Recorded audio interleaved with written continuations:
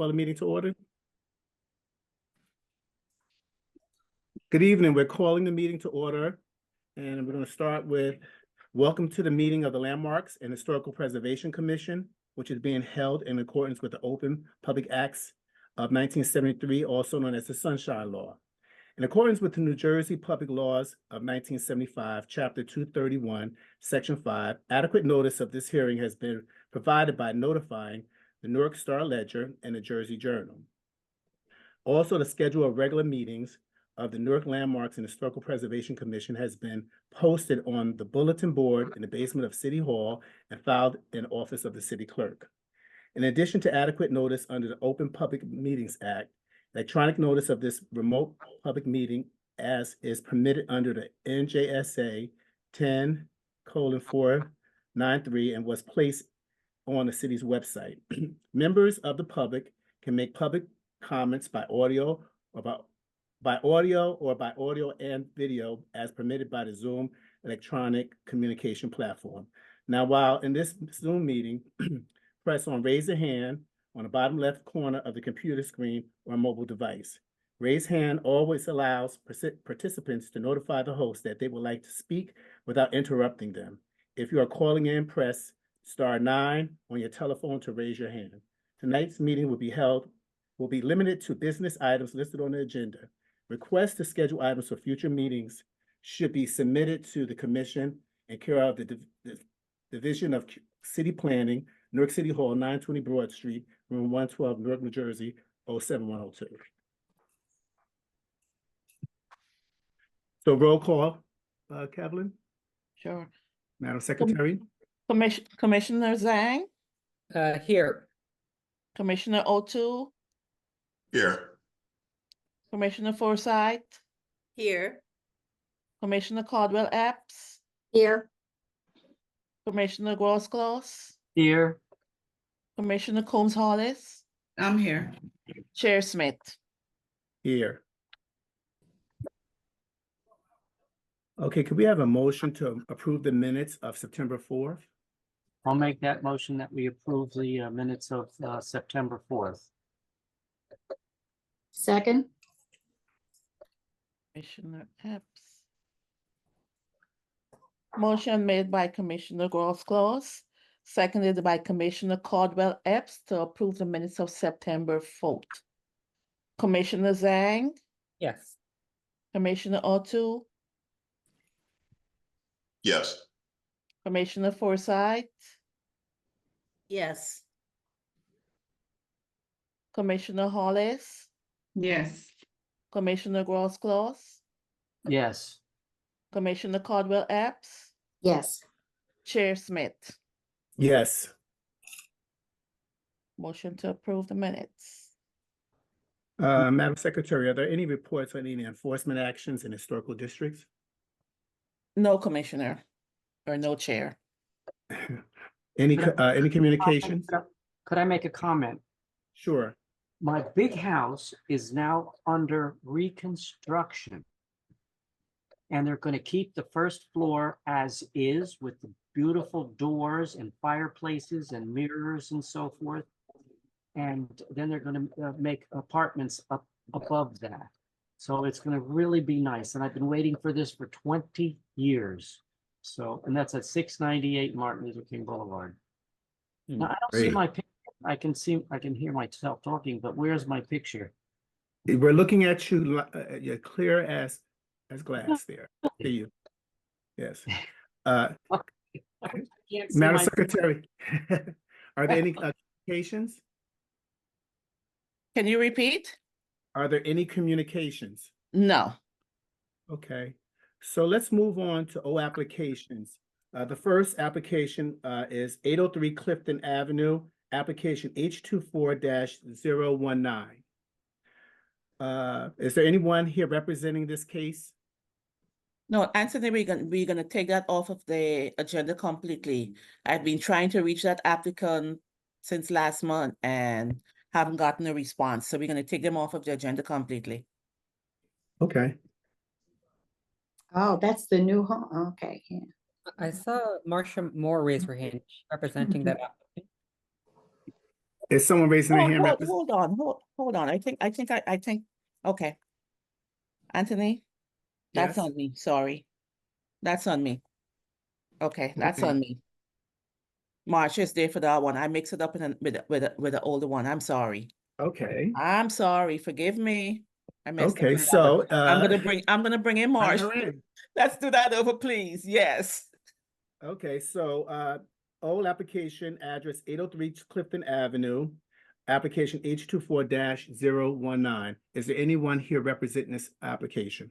Okay, I'm gonna bring in Marcia because that's one that okay, let me allow her to speak.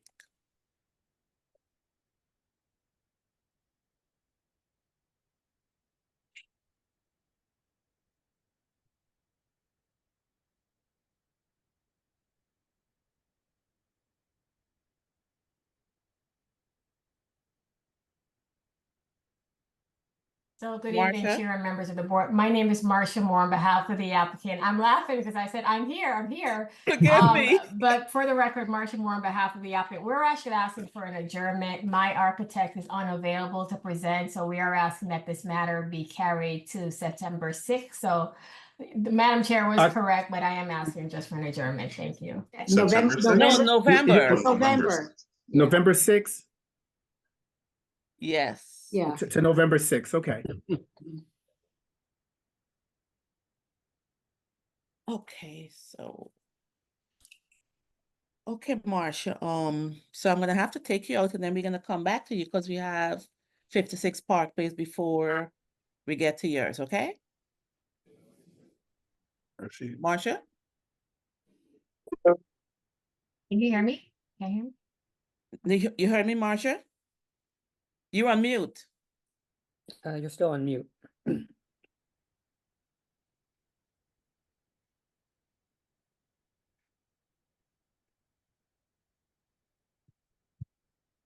Marcia, I'm gonna take you out so we can proceed with Park Place. And then when your application is up, I'll call you.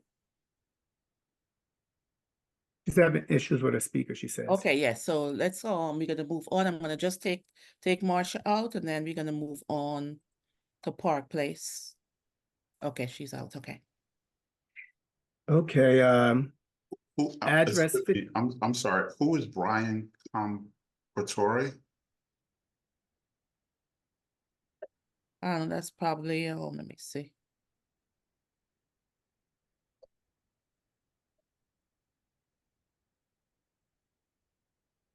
I don't see that, I don't see that, I see it. maybe.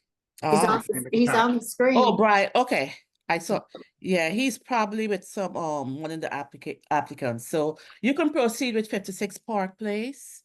Okay, Then, so new application, 56 Park Place, application number H24-158. This application is for demolition. Is there anyone here representing this case? yeah, I just brought in Jennifer.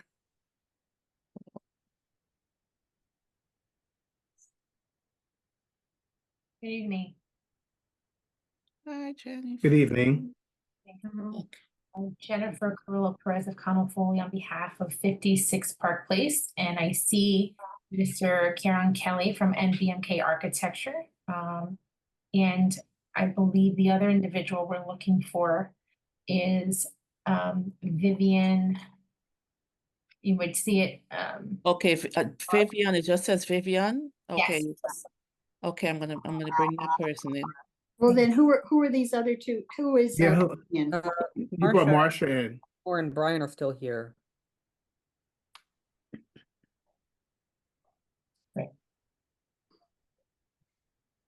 You've still got Brian and Marcia in.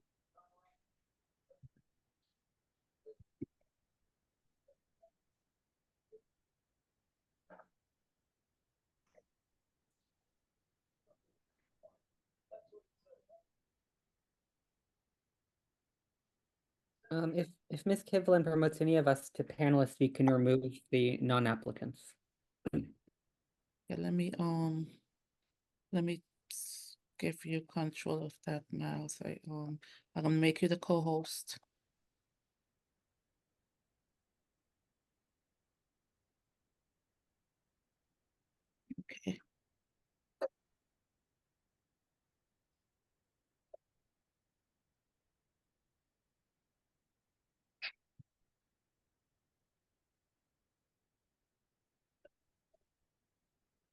Okay, Jennifer can proceed. Great. Good evening again, Jennifer Curl Perez of Foley on behalf of 56 Park Place. The property that is before you this evening is located within the Newark's Military Park Historic District. And my office filed an application seeking approval for the partial demolition of the rear portion of the existing structure and a rehabilitation of the front facade for the development of a new 27-story mixed-use building with ground level retail, commercial, and restaurant use with residential above. I understand the application is being treated separately. The first will be us discussing the demolition. And so with that, I do have the project architect whose office prepared the report, Mr. Kieran Kelly. And then we have a representative from ownership here should questions arise that would warrant his participation. And that is Vivian Pereira. But I'd like to have Mr. Kelly as part of the presentation to provide some additional information. So if he can just state his name for the record and just his affiliation. Hello. I guess I'll just go. My name is Kieran Kelly, spelled C-I-A-R-A-N K-E-L-L-Y.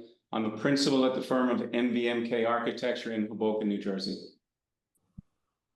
I'm licensed in the state of New Jersey. Good standing. Thank you.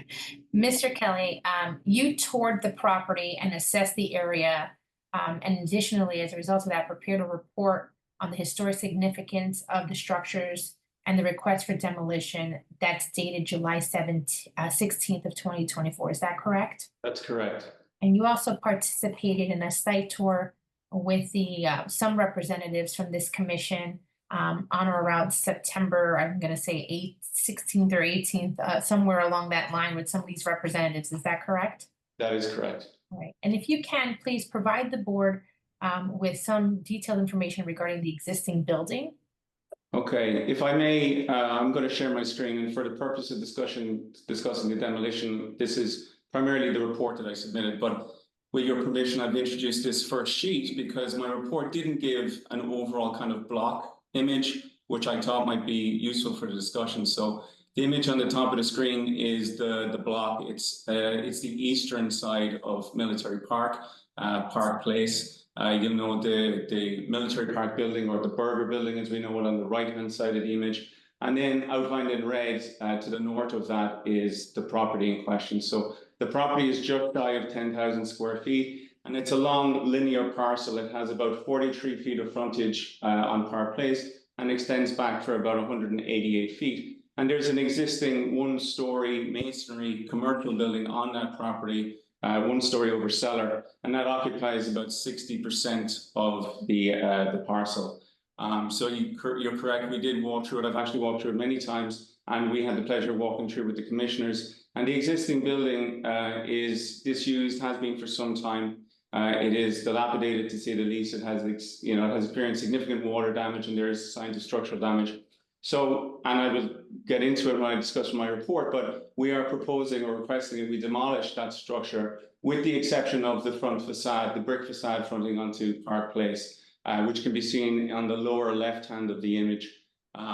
The image on the bottom right hand is the rear facade of the building, and that's kind of exemplary of the remainder of the interior of the space, meaning that it's not of any real historical or architectural significance. It's a masonry, brick and CMU structure, some concrete plank and concrete encased beams on the first floor, and then essentially a rat slab on the basement, and a heavy timber structure supporting the roof.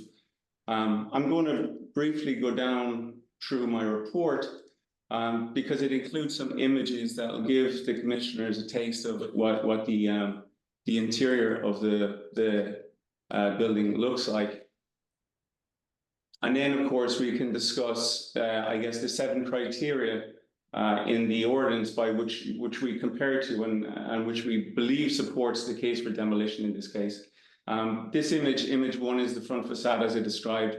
The full frontage of the lot, it's a brick facade. The building was, there's no record that what we were able to ascertain of the exact date of construction, but we think it is contemporary to the building, to its neighbors, essentially, approximately built in 1930. The brick facade is composed of two primary elements. On the northern end would be what I define as kind of the red brick element, which has this decorative cornice and pilasters. And then there's a separate, but equally interesting portion on the southern side, which has been painted at some stage and has been kind of carved up. And again, we hope to restore, retain, and integrate the facade into the design of the future mixed-use building. But to just continue down to the report, you'll see, the character of the existing facade is such. Again, I'll get into that when we talk about the portion to be retained. But in terms of the one-story structure to be demolished, these are the interior photographs. This is directly inside the Park Place facade, looking towards Military Park. You'll see the interior condition is really in bad disrepair.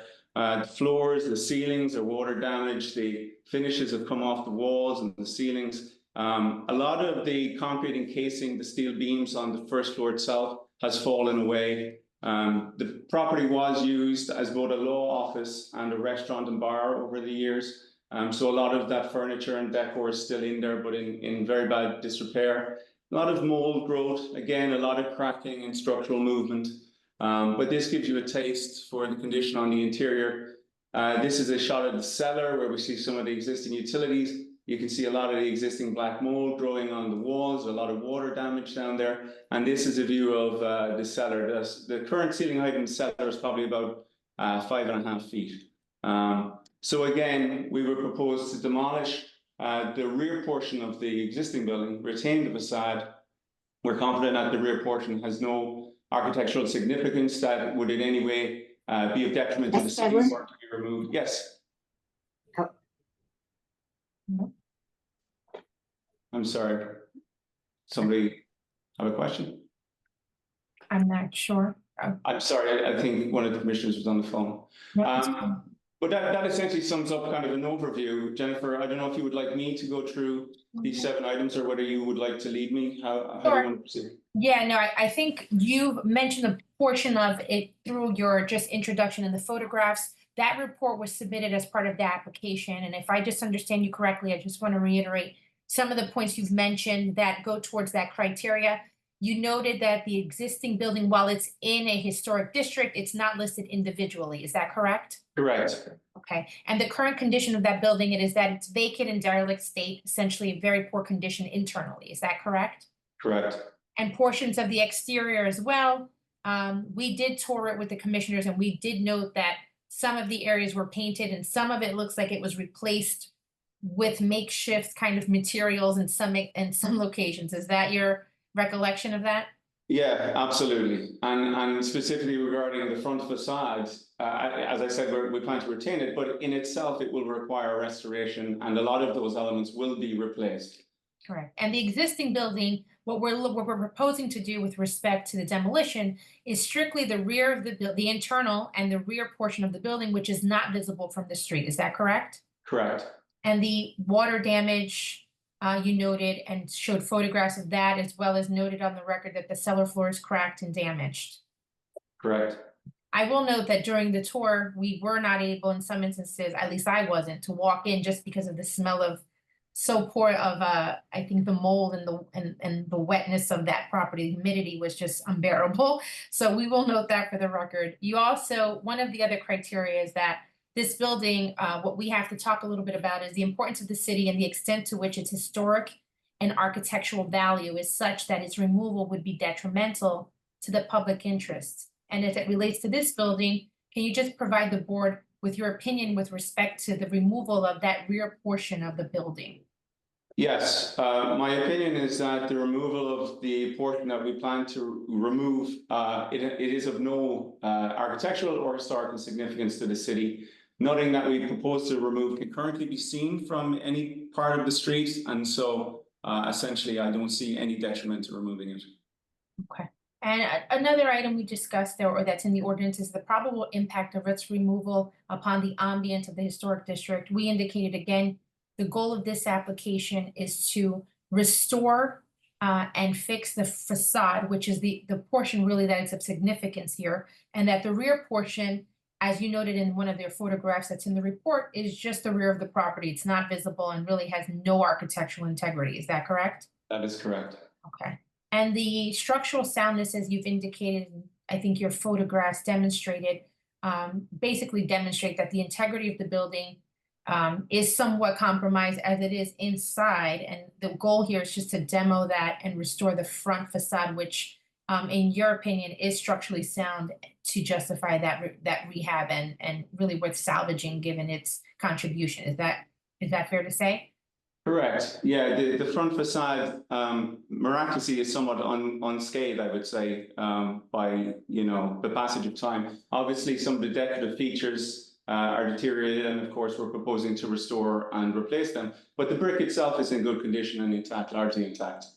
Okay, so the effect on the remaining portion of the building that we're looking to salvage, warrants, in this case, a partial demolition approval, at least in your professional opinion, because that which is looking to be preserved is actually the detail that would warrant that preservation, correct?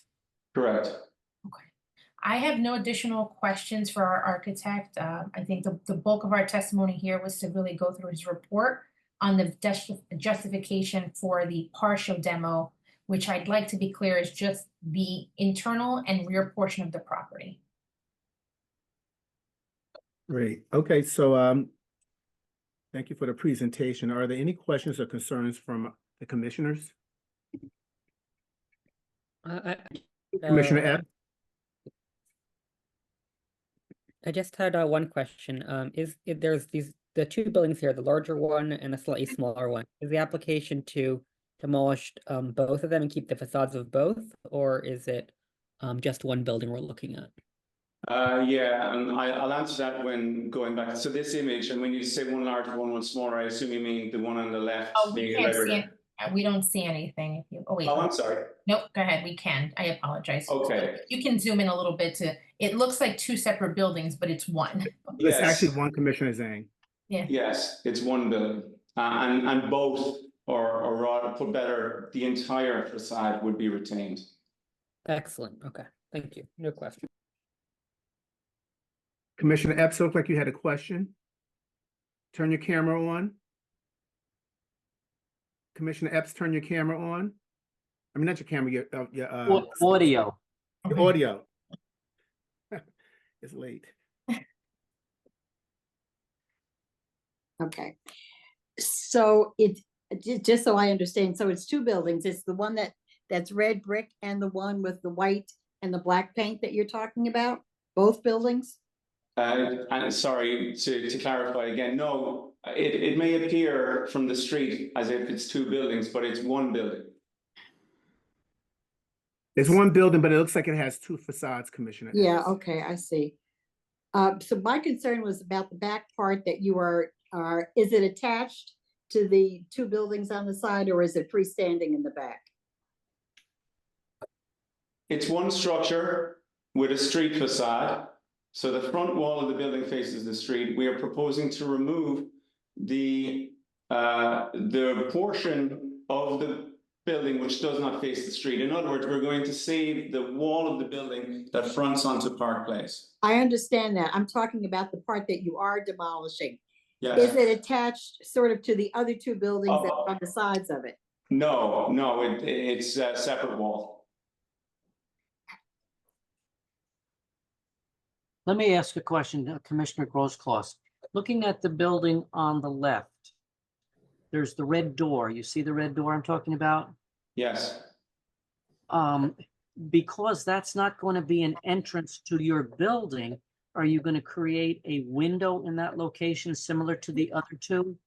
So it's an excellent question, and I might ask you, if you don't mind, to wait for the presentation of the proposed building. But to answer you briefly, it is going to be a door. It's going to be the main door to the street retail space, which we envision okay. currently to be a restaurant.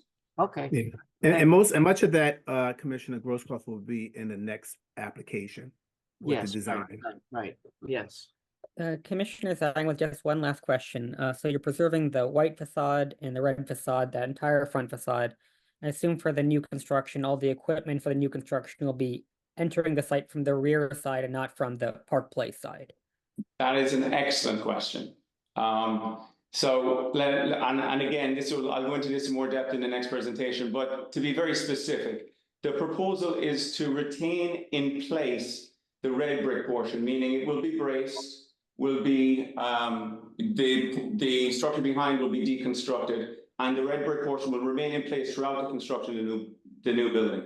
The white brick portion, or the portion which has been painted, the proposal is to carefully survey it, deconstruct it, and reconstruct it at the same time as the new building, so that we will be able to get site access at this location. Because it's a long linear property, the majority of site staging and site access will be carried out at the rear. But certainly for a linear site like this, with just two ends, we would need the ability to get in and out at this end. And so in order to do that, we're requesting to reconstruct the white brick portion, but reconstructed, as I'll show you in the future design. Okay, so the reconstruction will look just like it was never even touched, for instance. Yes, there'll be a minor modification, which we discussed at the design review meeting, which would be that this cornice line would be shifted up slightly to align with the cornice line on the red brick portion, which we thought was an excellent suggestion by the commissioners. And so that's the only adjustment we were proposing. Great. Thank you. And both buildings are unoccupied? Correct. Correct. Very unoccupied. Just wanted to be sure. Okay. Yes. Any more questions from the commissioners? Any questions from concerns from the public, Kevlin? Let me see if there are any raised hand. I don't see any raised hand. Okay, well, can I get one of our commissioners to make a motion to move on the demolition of this building with the protection of the facade, both facades? Mr. Chairman, I'm comfortable making that motion. I believe that this applicant has provided sufficient justification for the demolition of the rear portion and the interior of the building, and I'm excited about the presentation that will follow. So I make that motion to approve. Thank I'll you. second. Commissioner Holmes Hollis and Commissioner Nye. O2, am I correct? You're saying Yes. it wrong, but it's okay. O2, right? O2? Yes, Okay. you're hurting my feelings, but that's all right. I saw it in your face. It's all right. I'm sorry. It's all right. You do it all the time. It's okay. Motion made by Commissioner Holmes Hollis, seconded by Commissioner O2. Perfect. Commissioner Gross-Claus, Yes. Commissioner Forsyth, Yes. Commissioner Caldwell Epps. Abstain. Abstain, okay. Commissioner Zhang, Yes. Commissioner Gross-Claus. Did I call Gross-Claus? I'm all Yes, over the again. place. All over the place. Chair Smith, Yes. motion carry, 6 in favor, 0 No, approved. the 5 in favor, no. 1 saying. Yeah. One, and yeah, you one, didn't- and one abstention. You didn't call me, but I vote yes. I'm not sure, if Mr. Chairman, if we need to Yes, put. yes, I call O2 and Hollis, then I call the other commissioners. Oh, okay. Thank you. Thank you.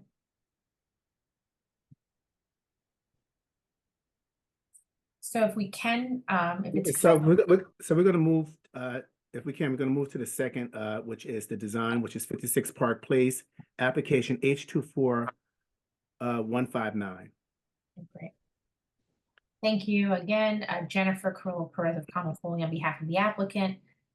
In this regard, we will now be proceeding with the application to provide you with an overview of the proposed rehabilitation reconstruction of the front facade, as well as the design, the proposed design for the 27-story mixed-use building. This project will have 235 residential units with the ground level retail commercial / restaurant use that we just previously noted as it relates to the demo. We do have Mr. Kieran Kelly, who's our project architect who prepared the design for this as well. I'd like to call him forward to walk us through the building design first and foremost with respect as it relates to the renovation and restoration of the facade, and then we can go into the greater building design for the addition. Thank you again. Can everybody share or see my screen? Yes. Yes. Excellent. Okay, so I think maybe with the interest of time here, I'll give a brief overview of the project, discuss the architecture of the tower, and then get down kind of looking at a closer level of how that integrates with the existing facade that we're proposing to save. So just to give you some brief kind of an overall summary. So as said, we're proposing a 20-story mixed-use building, primarily multifamily residential, with 235 residential units on the upper floors. And we're proposing a 4,350 square foot double height retail space at street level, which we're currently envisioning will be a restaurant. And then also the main residential lobby will also be on Park Place. There will also be off-street parking for 55 car parking spaces and loading operations, which will occur at the rear of the property, not on Park Place. To describe the architecture of the tower, I guess, so how the design came about, obviously as described earlier, it is a long linear site, narrow at the street frontage, but close to 200 feet long. Now that, along with the requirements to meet the obvious, setback requirements of the redevelopment plan, and also being sure to provide adequate light and air for both our building and our neighboring buildings, it develops a long plan. And so when extruding that up, we rounded the corners to soften the form of the building. And then the key or most notable architectural feature of the facade is what I guess I'm describing as this inclined lattice. It's that grid that wraps around the facade and is set deliberately at a kind of a skew at an angle. And what that does a number of things. It's kind of a playful a way to introduce movement in the facade, so that as this screen wraps around the building, it creates movement. It's more dynamic. And where the screen overlaps, you see on this rendering, we introduce some nice outdoor private spaces for the units. And also where that screen extends above the roof, it forms an open lattice, I guess, or an open trellis, which is essentially kind of a gold crown on the building, which is a kind of a modern nod to the gilded caps that we see on the beautiful, early 20th century Art Deco towers downtown. So that was really the architectural kind of concept or design concept. In terms of materials, there are really 3 materials proposed in the new portion of the tower of the building, and there are 3 versions of bronze anodized metal. One is this, which is a bronze metallic, which is a beautiful material, which depending on the way the light falls in it, shimmers between a subtle champagne to a rose gold. And that's important because when you look at the street frontage, you'll note that the material palette of all the buildings on this block vary between a tan or a beige brick to a kind of a salmon brick and some metal accents. And so this one material at different times of the day kind of ties in to all the buildings in the block, which we thought was a beautiful feature. And then there are 2 other darker shades of bronze, one at the intermediate floors and one for all the window frames and louvers. But again, all in the bronze family and all with that kind of warm, natural tone. So with that, I just want to talk then about how the building would basically touch down at street level and interact with the existing facades that we're proposing to retain. So obviously, as described, we feel that the existing facades are worth preserving. They're not listed, but that doesn't mean that they're not important and significant. They have significance in the fact that they are an integral and a familiar part of the streetscape, and they're charming, and there's beautiful features there. But obviously the new building we're proposing is of a different time and is of a different scale. And so how the 2 of them meet is important, such that the new building doesn't seem to come down and essentially envelop or overpower the single-story brick facades. So what we arrived at through, various design iterations, as well as taking some great input from the commissioners at our design review meeting, was that the architectural lattice of the tower would come down and would stop a floor above the existing brick to be retained, and that we would introduce a frameless glass clear story ribbon window between the two, such that the tower almost appears to float above the brick facade and doesn't actually touch down or press down on top of it. The facade in itself, let me talk a bit more, or the brick facade rather, let me talk a bit more about how we propose to restore and retain it. The brick portion, as described, the red brick is very good, but the cornice and pilasters are painted wood and they're coming apart from the building. I'll show you some quick photographs here. You can see some images. They're literally peeling away, and you can see the brick is consistent behind. So the intent there is that we remove all that brick decorative detailing, and we replace it to the exact configuration and format as the wood was, but in a Jura limestone. And a Jura limestone will be a limestone veneer, but it's the limestone that was used on the second story of the burger building directly adjacent to us. And which is where, by the way, we think that the architect for this building got the idea for that detailing. And so we're going to replicate that in the same material. As described a moment ago, this portion would be carefully surveyed and noted and detailed, deconstructed, and then after the new superstructure is built behind, would be rebuilt with the slight modification that the cornice would be raised by about a foot to align with the consistent cornice on the red brick portion. And then, we feel that the whole assemblage is complementary to each other, but that the new and the old are not necessarily, contrasting with each other. Incidentally, as described, the red brick portion would be the street frontage of the new retail space or the restaurant. So behind that is a double height volume with a mezzanine for a restaurant use. The existing door would be the door to the restaurant. The windows will remain as windows, but they would obviously be new windows to the same fenestration pattern as is currently there. And then this lighter portion, the portion which would be reconstructed, will form the vestibule of the new building. So that will essentially be, an enclosed glass vestibule from which you enter into the triple height residential lobby behind. And so that's the proposal. I'm happy to answer any questions or talk more detail if you wish. Thank you, Mr. Kelly. I do not have any additional questions with respect to that.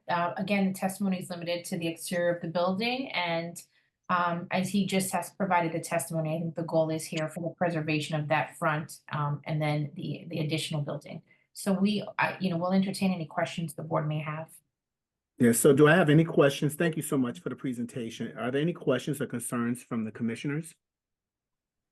I just have a question. Go ahead. Commissioner O'Toole? Was it your intent to kind of match the first floor fenestration with the fenestration of the addition above? So the fenestration within the openings of the red brick portion are essentially designed to match the current condition. So you have the decorative muntings that divide the windows. That's the case in the current condition, except that they're painted white and they're wood and single glazed windows. Gives you the whole view of the whole thing. This element, which is the new residential lobby, is definitely a more modern, contemporary look. And that, you're correct, that is intentional so as to define the difference between what is the retail space and what is the residential entry of a new modern building. Okay, thank you. Anthony, can you hear me? I can hear you, Commissioner Woodruff. I can't Okay. hear you. Is there a view where we see the whole building from the street? Yes. Can I see that view? Yeah, my camera may not be working, so I, apologize for just can't getting in right there.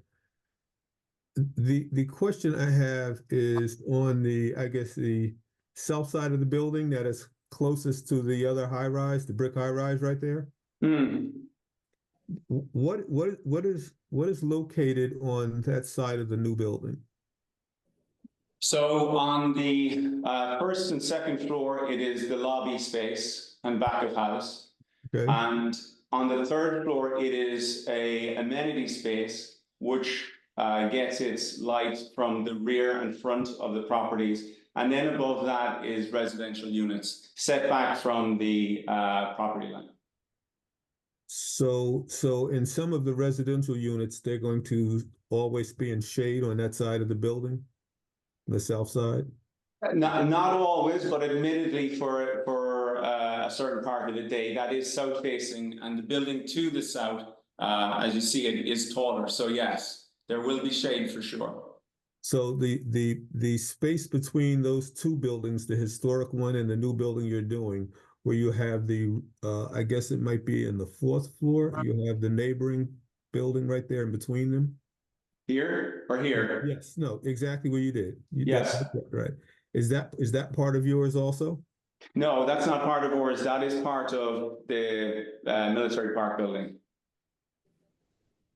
Oh, really? Ms. Chairman Smith, maybe Yes. now is a good time if you can maybe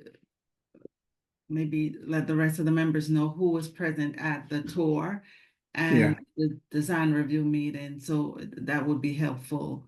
Yeah, well, actually at the tour, Commissioner Woodruff was there, myself and Commissioner Grosclaws were there at the tour, and the design review was Commissioner Combs Hollis, Commissioner Grosclaws, and Kevin, who else was at design review? Commissioner Grosclaws and Commissioner Myself. Commissioner Woodridge. And with Woodruff. So actually three of us were at the tour, And and also the tour previously. yeah, and Zane and Commissioner Zane was at the tour previously. So so Commissioner Woodruff, you were on the tour. Right. So your question is around the site of the windows of people who are residents there? Yes. And what's the concern? Well, I'm just saying that in the windows, let's just say 1, 2, 3, 4. When you get to the fourth floor, you can see everything, the next 3 floors in shade. Okay. And that is going to be a continuous dark space right there, correct? In terms of that area. If I may, I don't think that is going to be a continuous dark space. After, maybe depending on the time of year, obviously, because the sun travels differently at different times of the year, but certainly beyond like 1, 2 p.m. when the sun has moved around to like the southwestern portion of the sky, that's going to be getting light into that space. So it's not always going to be a continuous dark space. The separation at that point is over 50 feet, which is not particularly tight for an urban downtown condition like this. But I understand the question, but I'm not, I think it is what it is. I'm not trying to be critical. No, I understand. I'm just trying to explain. I'm sorry. Don't take it that way. It's a beautiful design. It's just that I was just looking at that particular space right there. The building, in terms of its architecture, its look, is wonderful. It's just a matter of, I was just wondering, you're going to have, for example, if you look at 1, 2, 3, 4, 5, 6, if you look at the 4, 5, and 6 floors. Yeah. You know what would help me? Is there a floor plan of those floors? So I just want to caution the board, I just candidly, I appreciate your question, Commissioner, and I do think our architect answered it with respect to, I think the answer was the area may not have, in this indication, it shows some darkness, but I don't believe, and correct me if I'm wrong, Mr. Kelly, that it won't be dark at all times. Yeah, Because the board doesn't have purview within the floor plans, yeah. Commissioner Smith, so Commissioner Woodruff, I think it's just the way that the picture is cast, and I understand what you're saying, but as relates to the sun and how it's set, it will shift and change depending on the season, time of the day. Oh, So I think that's what you're looking. I understand that, believe me. I mean, one architect to another. I Of course. really understand I'm not, that. yeah, I just didn't want, I mean, you were asking for floor plans respectively. The board doesn't have jurisdiction over the floor plans of the project. No, I wasn't asking for floor plans. Oh, I thought you had asked to show. No, me the no, floor no. plan. I was Sorry. out there. I was out there at the I'm meeting. sorry. I don't need floor plans. I was Okay. there. Yeah. Right. You know, So- if so- I may, it's a really interesting question because I don't think anyone has ever brought that up, but it's a very good point. Oftentimes when people do presentation renderings like this, they don't even show shadows because, you know, people don't even consider them. In this case, I wanted, number one, the rendering to be very realistic and to fit into the existing streetscape. So I wanted to show the shadow which was cast at the specific time that this photo was shown. But of course, that shadow is always moving. And for a That's large correct. portion of the day, it's not in That's right. shade. That's right. It's not going to be like that all the time. Correct. And maybe I should take the There's picture at gonna be a about the time of time- day. There's going to be a time from the two sides, basically light's going to come through there. Yeah. And so, I mean, it's like I said, it's a beautiful design. It's very interesting. I'm just holding my breath because I don't even like to talk about my work around that particular area that everybody will say, you know, it's a beautiful building. So Commissioner Woodruff, have we addressed your concern or your Yes. question? Yes. Okay, great. So can we move on? I We just have a have, few more just for, questions. just We for, have- oh. No, just that we have a few more questions. Commissioner Commissioner Zane has his hand up. Commissioner Zhang, I had 3 questions. Could you return to the ground level view of the building? Yeah. Okay, I just had, my first question is, I see that there's a sign for Parkview Restaurant. Is that just a placeholder name, or will the application for signage be a separate application when you've determined the tenant? It will have to be a separate application. What I could say is that the signage will certainly meet the requirements of the city's signage ordinance and any requirements in the redevelopment plan. But for now, it's really just to give you an idea that obviously a retail tenant on that street will require some signage. And this is where we think it would work, but it would be by way of a separate application. Right, thank you. And the second question is, I see that there's a glass door at the Parkview restaurant entrance. The current door at that location is a solid wood door. Is that part of the historical features of that building? How will that change the entrance? So again, another great question. You're right, it is a wood door. Right now, I'm going to go to sheet H2 of our set. There is a solid wood door with a transom above it. We did not feel that for a new, vibrant, hopefully vibrant, and certainly successful retail space on the street, that having a solid wood door was necessarily the right decision, because you want some transparency and you want it to feel like an open entrance. So we're proposing in this case a storefront door. We could certainly take it under consideration, but I think that for the proposed use and for a new, modern, vibrant restaurant space, that it would be more appropriate to have an open entrance. That's my feeling on it, but I do understand your question. Yeah, I think that's very fair. I don't know if to add this as a condition, but I would suggest in this case a glass door that has a transom above it, or a glass door with historical or like a brass or a copper kind of high quality material, so that even if it's not old, it has a feeling of an old. It seems that that transom is very important. Okay, and so to that point, part of the thinking was that the consistent header line, which aligns with the header of the proposed door to the residential space, was kind of, that's the line that we wanted to keep. And we felt that by making a smaller door, because even I'm sure it's probably a 6'10" or 7-foot door right now, but as you walk through it right now, it does feel low. And so we didn't want to have a low condition walking into the retail space. But I take your point, and if the commission wants us to go that way, we can certainly look into it. Thank you. And I just wanted to flag that if the other commissioners agree with that point, if not, I can let it pass. The third comment I have is the setback on the left and right side. It's like 2 or 3 feet. What is that setback on the left or right hand side? Above? Above, yes. Yeah, it's 3 feet 1 inch. And it's 3 feet 1 inch because the redevelopment plan requires 3 foot side yard setbacks. And the building code and the redevelopment plan also require 3 foot setbacks from any existing neighboring windows.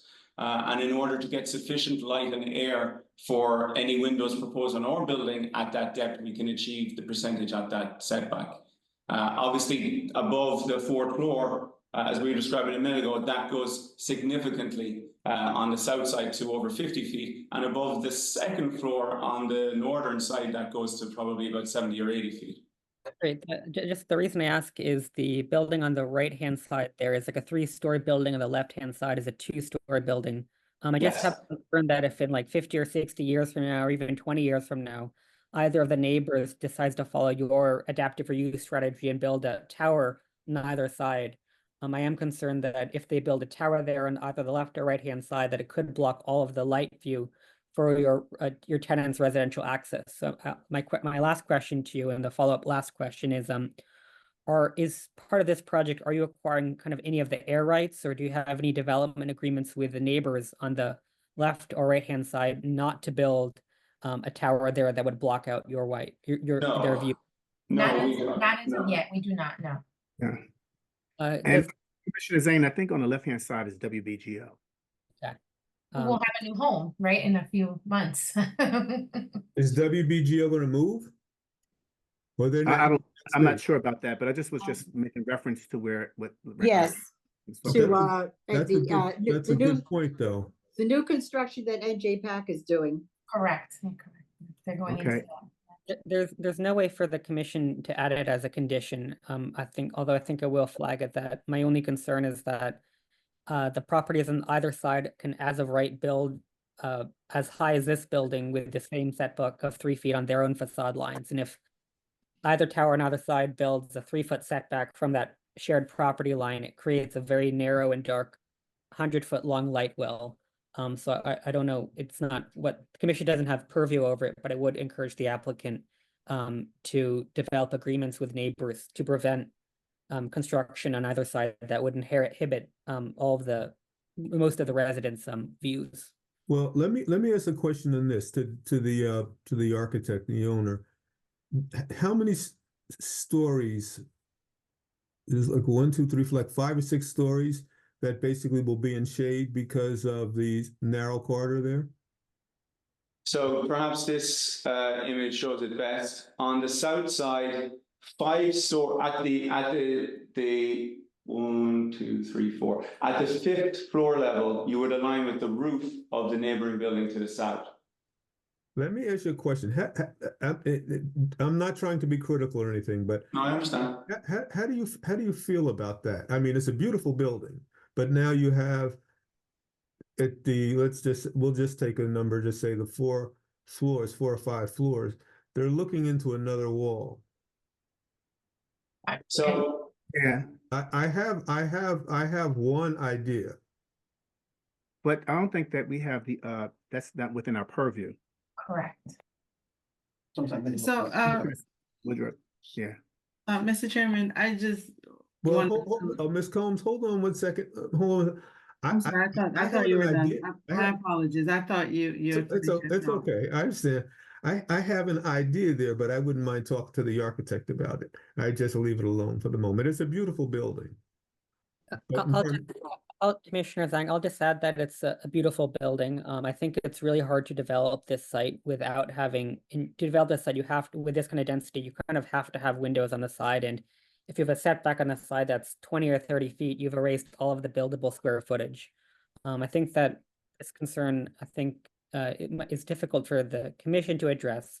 But I think it would require the applicant to work with the neighbors to buy up their air rights or to own the properties on either side to ensure that at no point in the future does any of the neighbors build a tower as tall as this.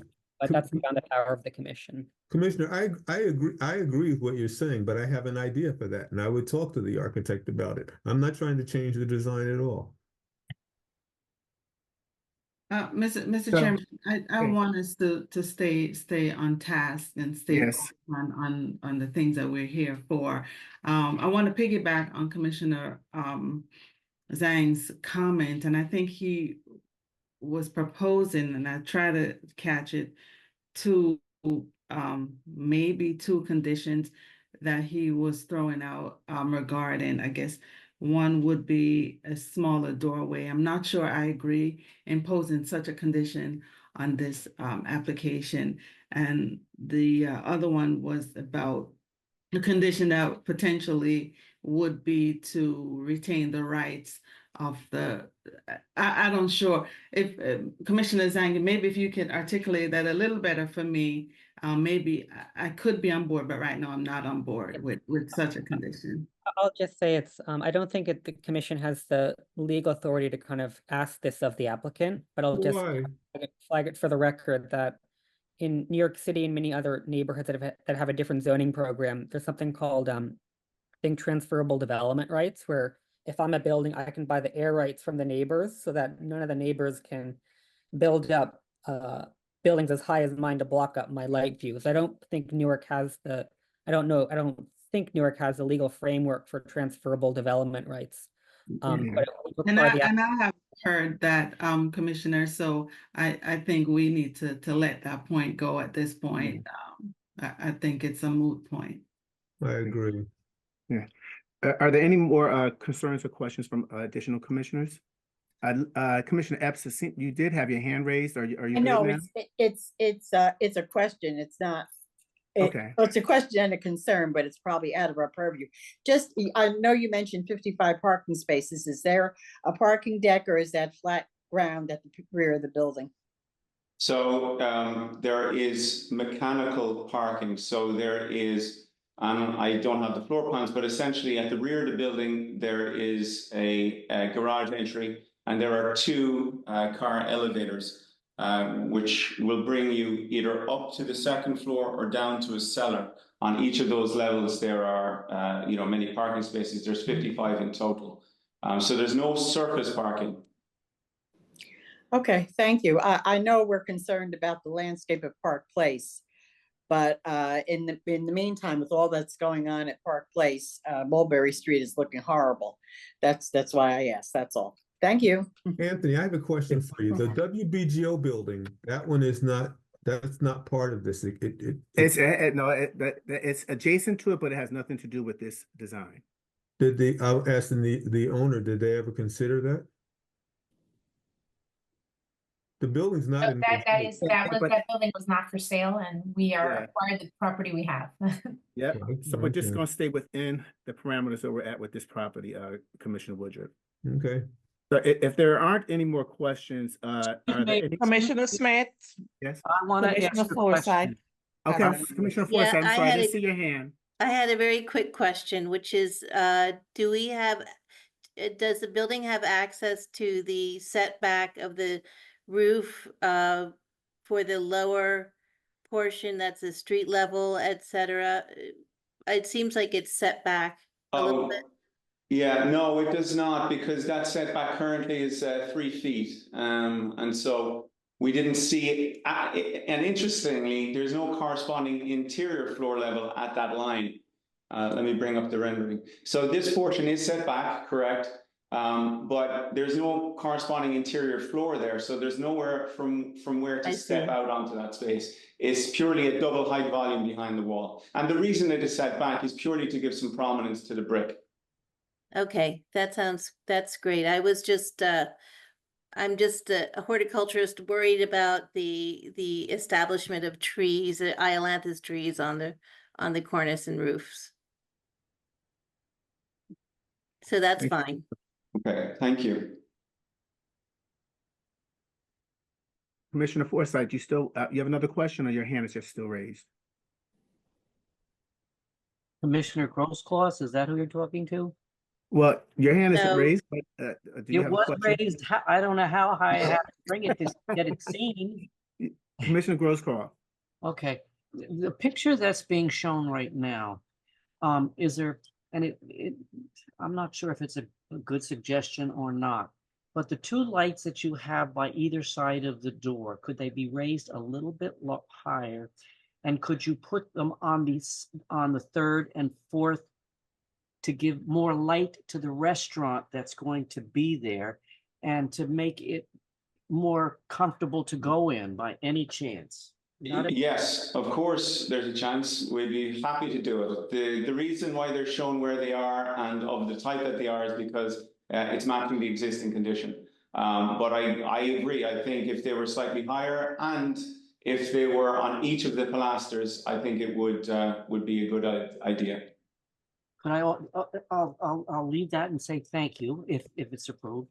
And on the top of the park, just below Parkview Restaurant, could there be up lighting set in there to light up the sign Parkview Restaurant by any chance? There already is, yes. Yeah. Because we are reconstructing that cornice, we are going to introduce recessed lighting on the upper ledge, let's say, to light that sign so that we don't have to introduce secondary goose heads or anything like that. It'll be a very, very minimal but effective light source. right. And then, as we're on this topic, on the underside of this cornice, there would additionally be small recessed spotlights just to cast some light down on the entryway for the residential portion. Thank you. I Thank you. second Commissioner Grossloss's comment about possibly the higher sconce lighting and one on each column. But I just wanted to commend the applicant on having the high quality cast or the carved limestone to replace the wood. I think it's an enhancement, and I think it'll last a long time. And I can tell the amount of time you put into this application. Thank you. Yeah. Do we have any more questions from our commissioners? Kevin, do we have any concerns or questions from the public? Anybody from the public here? Let me see if there are no raised hand. Okay, great. Can we get one of the commissioners to move? Okay, on- 1 second, Anthony. Sir, can you stop sharing the screen, please? Yes, certainly. That's okay. Commissioner Grossclass, did you want to add the sconce lighting as one of the conditions or no? If the rest of the group agrees that it's a good idea. I mean, it was just a thought that I had, and I just wanted to get it out there because lighting in our meetings has been an important issue. So that's why I brought that up. I think your comment had a light on each of the columns and lights a little bit higher up on the facade. And a little Yeah. bit larger. I mean, they're almost tiny. They are. Yeah, I think that the lights should complement the facade of the building. Yes. Yeah. So, Commissioner Grossclass, would you like to make a motion? Okay. I'd like to make a motion that we approve this application and that we do what I had mentioned in this part about the lighting and so forth. And I'm not sure if there was another condition or just discussion. I think it was a motion to approve the application with the condition that there is one sconce light on each column. Right. And that it is 2 or so feet higher. And a little bit larger, not to larger. So yeah, not to go out beyond the width of the boards that are going on the upward direction. so Right. one on each column, higher location and larger sconces. Yes. So those 3 parts. Yeah, Yeah. and it sounds like through our discussion, the other suggestions, Commissioner Zane, that you mentioned are not necessarily conditions. They were just suggestions. They were suggestions. It's for the applicant to determine 30, 40 years from now when the relationship with WBGO. Yeah. Okay. So it's gotcha. not a condition. No, it's not a condition. Okay. We have one condition. So, Richard, you made a motion. Can I get someone to second the motion? I second the motion. Motion made by Commissioner Grossclass, seconded by Commissioner O'Toole. Commissioner Zhang, Yes. Commissioner Caldwell Epps, No, So that means abstain or no? no, it means no. No means no. Okay, gotcha. Commissioner Forsyth, Yes, Commissioner Woodridge.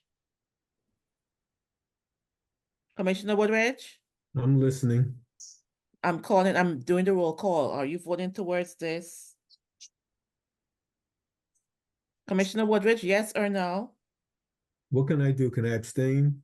You can do whatever you want to do. I mean, I like the building a lot, okay? I really like the building a lot. The only thing that, Mr. Woodridge, we're making a vote here. Yeah, yes, is it We're yes, in the yes midst or of no making a abstain, vote, so Commissioner? it's either you've said yes, no, or you you Abstain. abstain. Commissioner Woodridge? it's a hard one for me. I like the building a lot. I think But Commissioner Woodruff, the issue is that we're in the middle of the vote, so it's either yes, no, or abstain. abstain. Thank you. Commissioner Combs Hollis? I'm voting yes with a condition for the lighting. Thank you.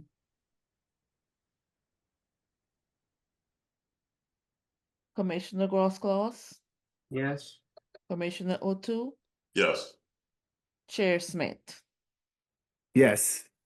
Motion carries 6 in favor, 1 no, 1 abstention. Thank you. Have a good evening, everyone. Good Thank night. you, everyone. Appreciate your time. Thank you.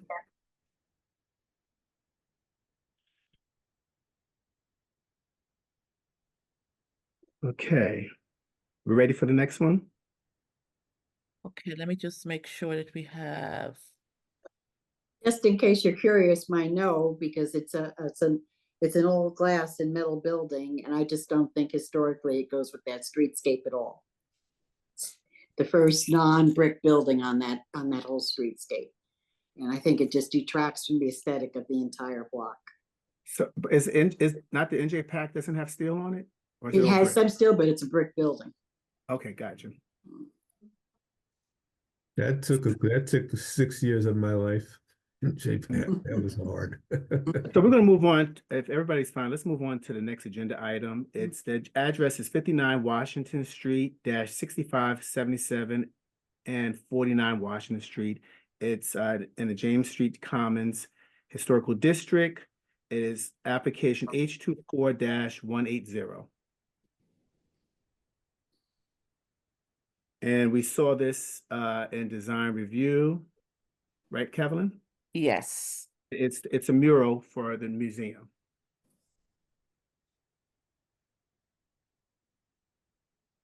Okay, let me bring in, oh, what's going on here?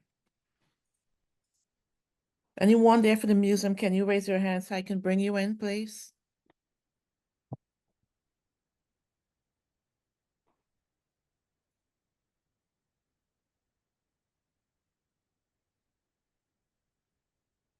I believe it was Tim Wintenberg, Catherine Evans, Trisha Bloom, and Kelly Privard. They posted in the chat.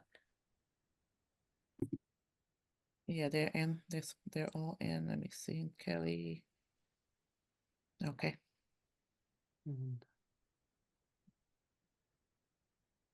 Did they turn on the cameras? Are they coming in now? Okay.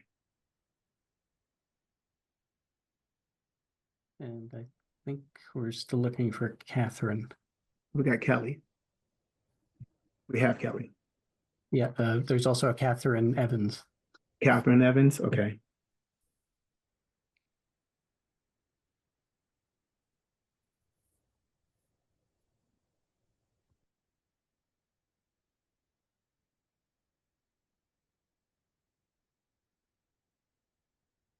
There we go. So Is Catherine in? she's in, her camera's off right Did now. she turn her camera on? Hello. Am I in? Welcome, Yes, welcome, welcome. hello. Hello. Good evening, So- commissioners. May I start? Yes, introduce yourself and your association with the project, and let's go. Great, thank you so much. I'm Catherine Evans. I'm the Deputy Director of Curatorial and Collections at the Newark Museum of Art. And it's my pleasure to have a few of my colleagues with me tonight. Tim Wintenberg, Trisha Bloom, our American curator, Tim, our designer, and our artist, whom you'll hear from in just a few minutes.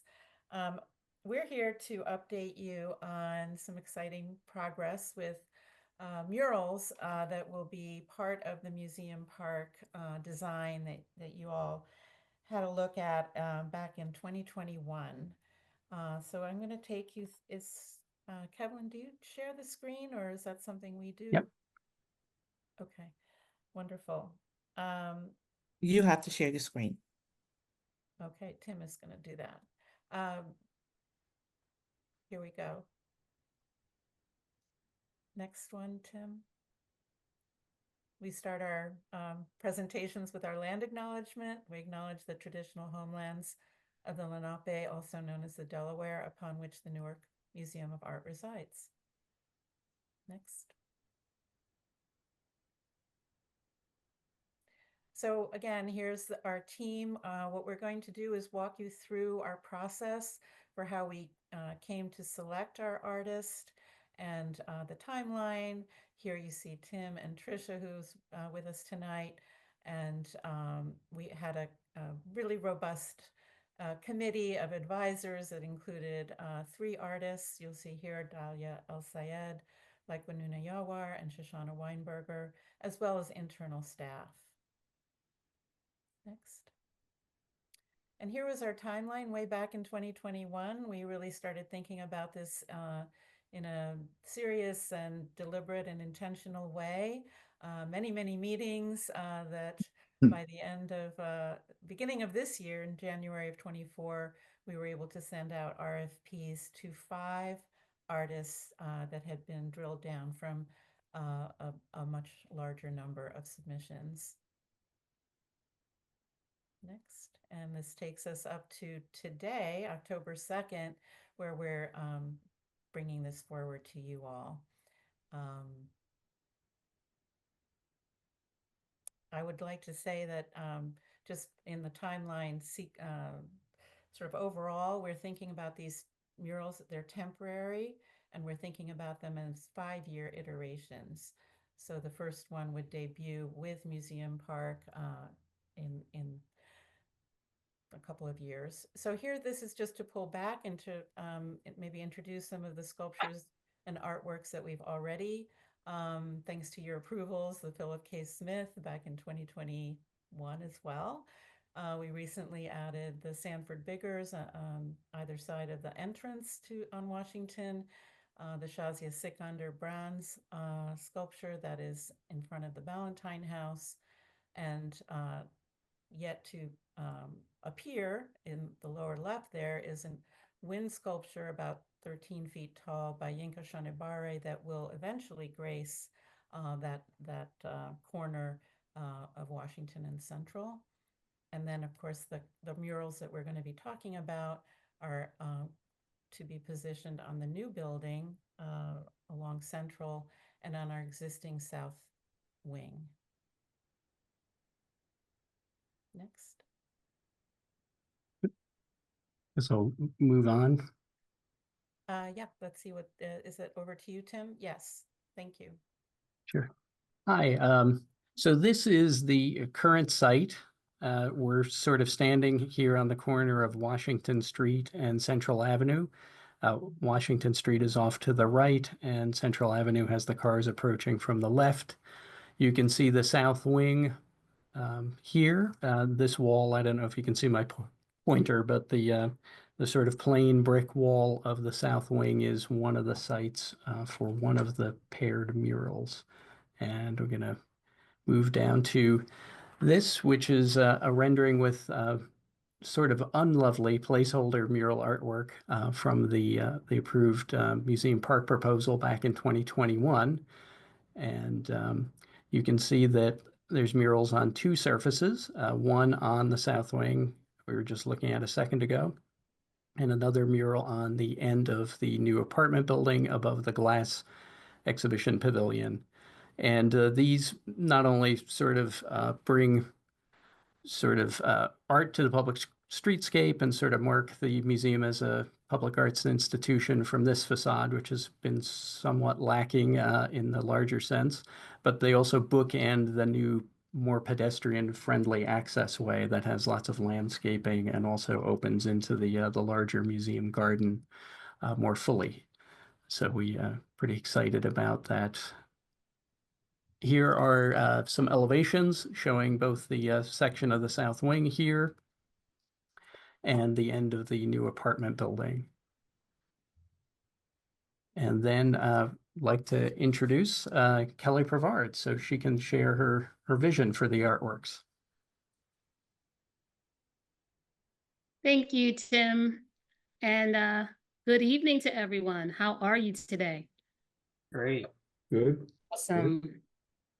Okay, so I'm just going to give you a little about myself. Again, I'm Kelly Prevard. I'm an artist and muralist. My artwork is deeply rooted in themes of healing and storytelling. I'm very active in the mural scenes in both Philadelphia and New Jersey, and I have a very strong presence in the Newark community of art. And it really is my pleasure to be here today, and I look forward to sharing with you my vision. All right, so this is the mural design that I came up with. Now, my vision for the Museum Park mural project is to establish a visual kind of sanctuary where viewers can engage with beauty, inspiration, and reflection.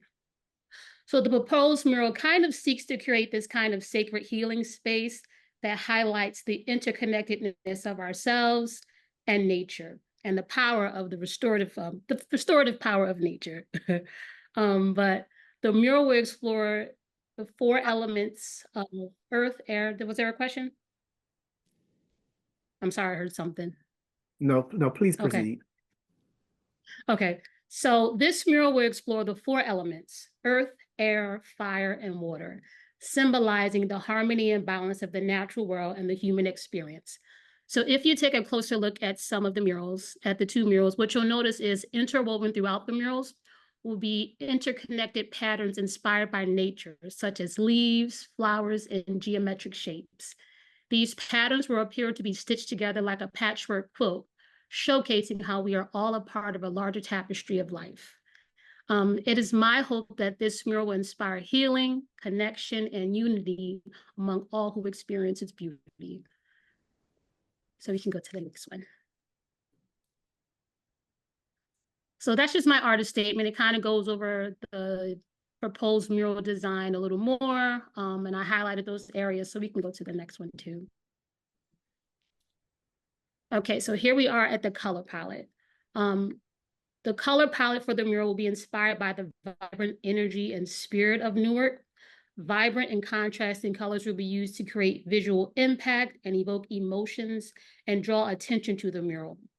I selectively chose to use really beautiful warm tones such as oranges, reds, and yellows, which I feel will represent the energy and passion of the community, and using blue cooler colors that symbolize healing and growth.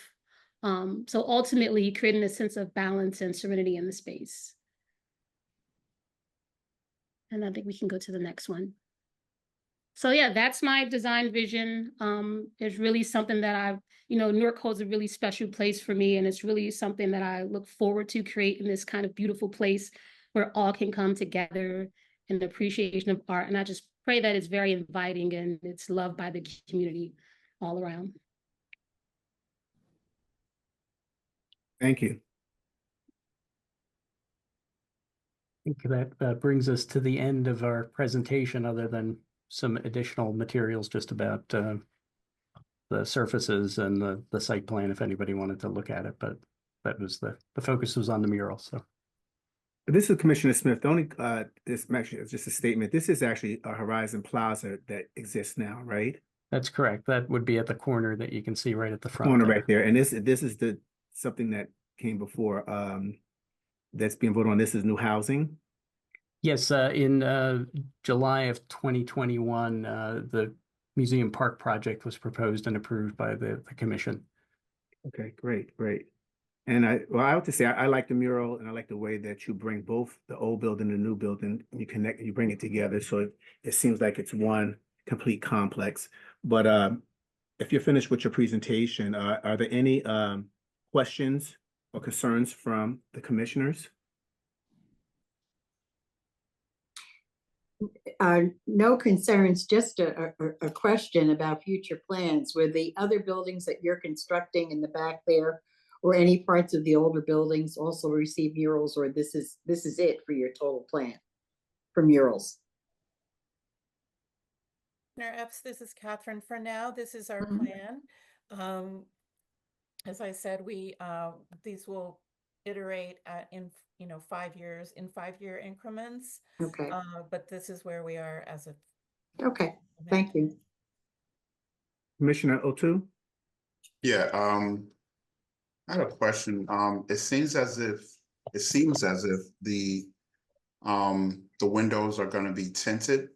Is that something that is gonna be carried through, or are the windows gonna remain as is? Windows will remain as is. I think that's just the effect of the rendering. Okay. All right, thanks.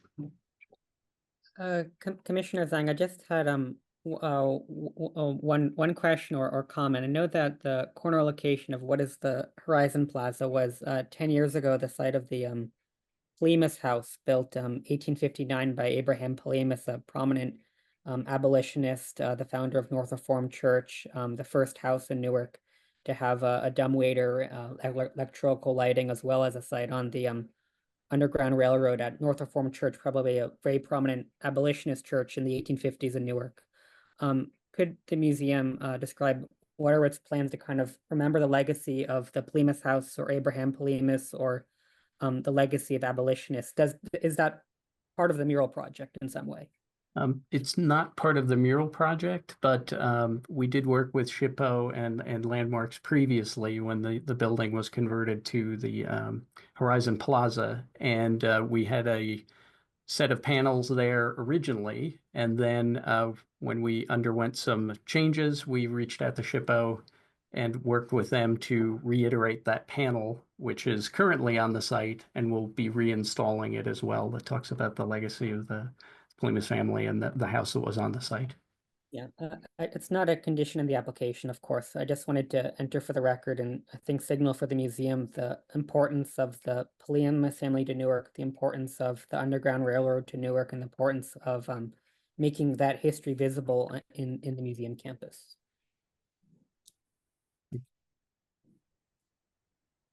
Any more questions? Any more questions? No. You can take down your presentation. Kevin, do we have any one here from the public? No, Commissioner.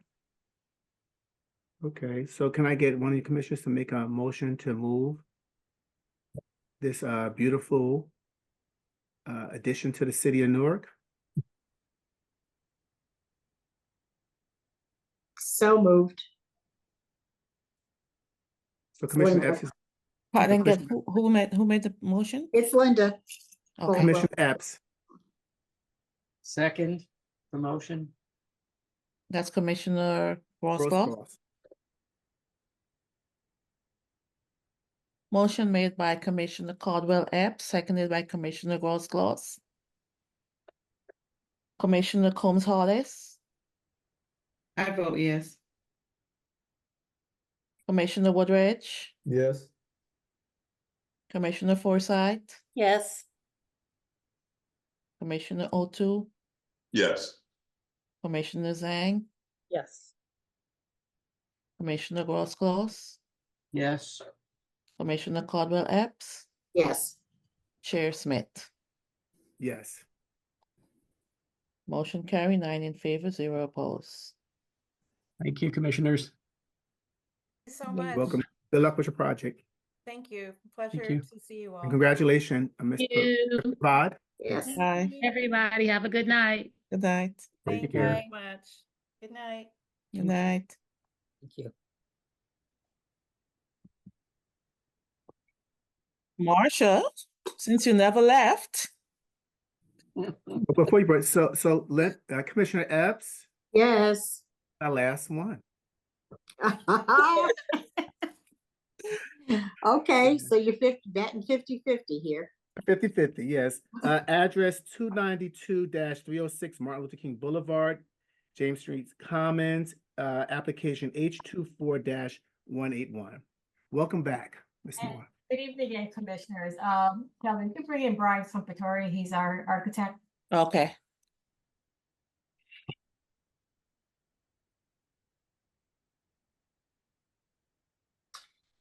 Everything bringing we him in? done Why you tonight bringing was him my in? stomping ground.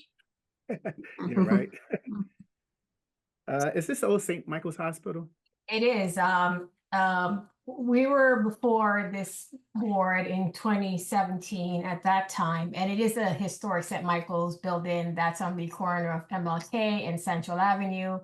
And at that time, the owner received approval for 3 uses. The use consisted of a space on the basement and the ground floor for glass roots, offices on the second, and the co-living residential units consist of 25 units on floors 3 through 6. We currently have a new proposed contract purchaser, and we're seeking to amend that approval, increasing the number of units from 25 to 44, as well as the uses would be for student housing for NJIT. Glassroots will no longer be a tenant in that building, so we're seeking to modify to have about 5,000 square feet of commercial use. Tonight, we're presenting just the modified. We did go before design review at the time, so we would like to have the architect just address the changes. Those changes in particular concern the garage door, the fenestration, as well as the window. So at this time, I'd like Mr. Compatore just to address the modifications that we're seeking for this amended approval. And just for context, this was a subdivided portion of the former historic St. Michael's building, which is currently 6 stories. Brian? Are you bringing him in, Kevin? Clevin? He turned on his camera? Yeah, he's in, but his camera and his mic is off.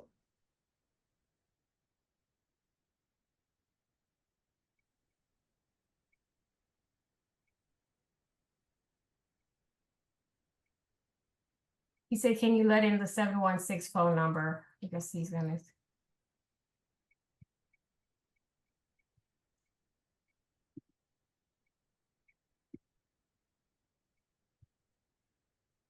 Although I don't see that number. Here he is. Hello, can everyone hear me? Yes. Okay. Good evening, everyone. I will take the screen and just show you the minor modifications, but as Marcia stated, the modifications that we're proposing are related to the use changes, glass roots no longer being a tenant, and residential floors extending down to the second and first floors. So I've got more detailed plans and such if we want to review things further, but I'll go quickly over the basic, what was previously approved and what is being proposed now. This is the Central Ave elevation of the former hospital building. This is the southmost elevation. You can see here the garage door that Marcia was referring to previously, and that would have been an actual garage door. It was going to be operable to allow ventilation for the glass blowing function of the glass roots facility. And here is a picture of the current condition. You can see that garage door here with plywooded up where the new entrance would have been for the commercial tenant for glass roots. And here is the proposed new storefront. It'll be a fixed storefront. It will not be operable like the garage door would have been, as it has a living room and kitchen behind it. But one of the commission's comments on the garage door last time was that the fenestration of the door, the garage door, and the side entry doors match the fenestration of the windows that were approved. And this, on the next slide, you'll see that the fenestration does match.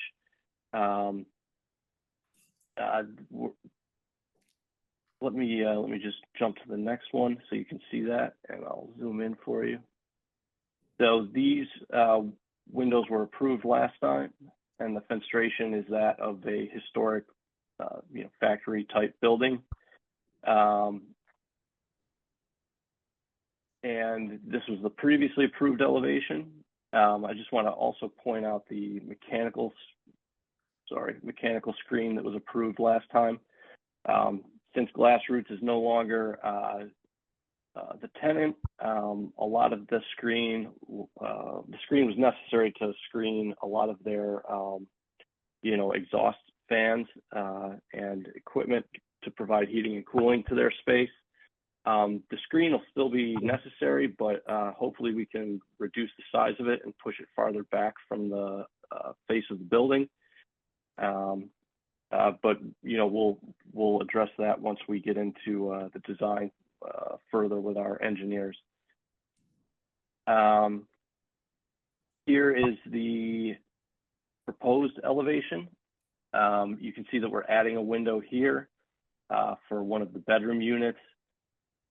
These windows will now be operable to allow fresh air. And I just wanted to review, we've been in contact with SHPO and National Park Service. This is a tax credit project through National Parks. So we've had to get approvals, not just through you, but through them as well.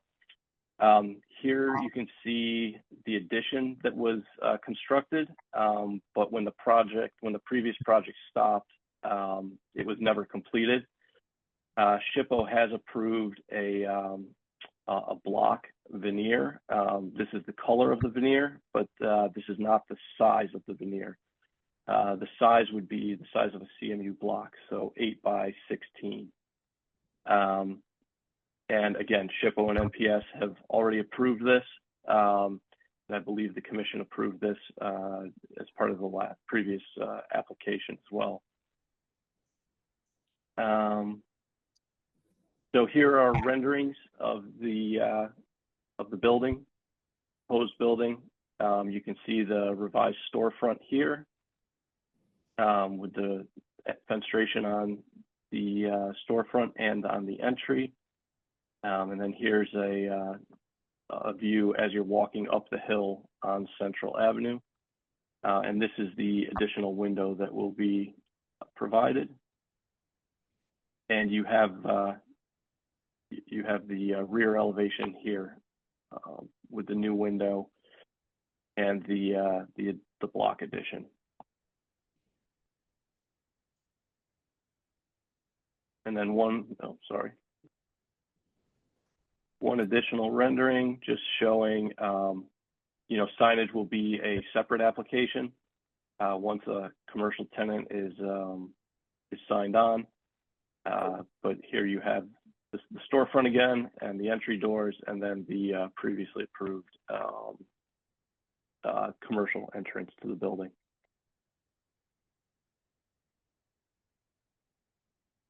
Can I ask a question? And that's A question on what you were just move the camera back a bit. The piece over the windows, the 6 windows over here. Why is that a different substance than the brick itself? Why did you decide to make it different? Same color, but just different. Yeah, so SHPO and National Parks have a requirement that an addition to a historic building be okay. different, but that it still blends with the original. You're right. So yeah, so we chose a block size that was a little bit different. We've got a color that's fairly close to the existing. So there's definitely not going to be any confusion of what was the original building and what was the historic portion. Cool. Okay. Any additional questions from commissioners? Any questions? Does this complete your presentation? Yes, unless there's any Okay. questions. Yeah, so you can take it down and we can just go into questions. Any additional questions? This application doesn't include any changes to the MLK street size, just this little bit on the side. Yeah, Correct, yes. The MLK side remains the same as the previous application.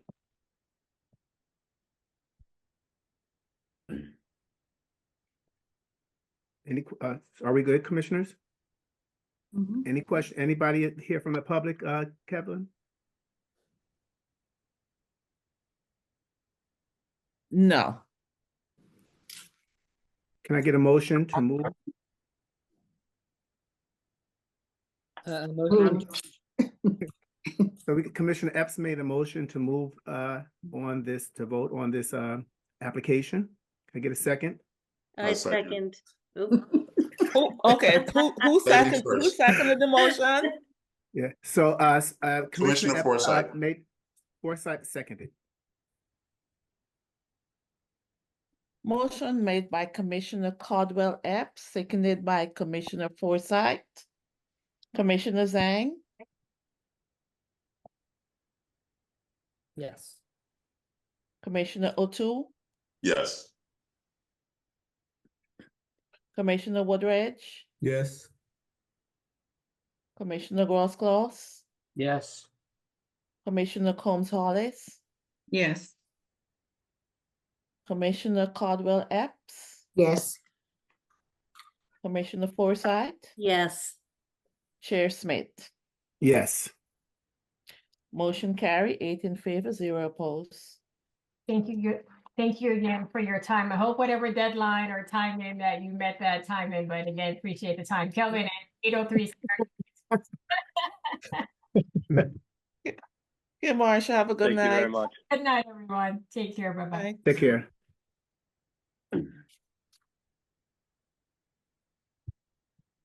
Okay, So if that's it, actually, I want to say something, but let's close out the meeting. I just want to okay, so you want me to stop the recording? stop the recording, yes. Okay, sure.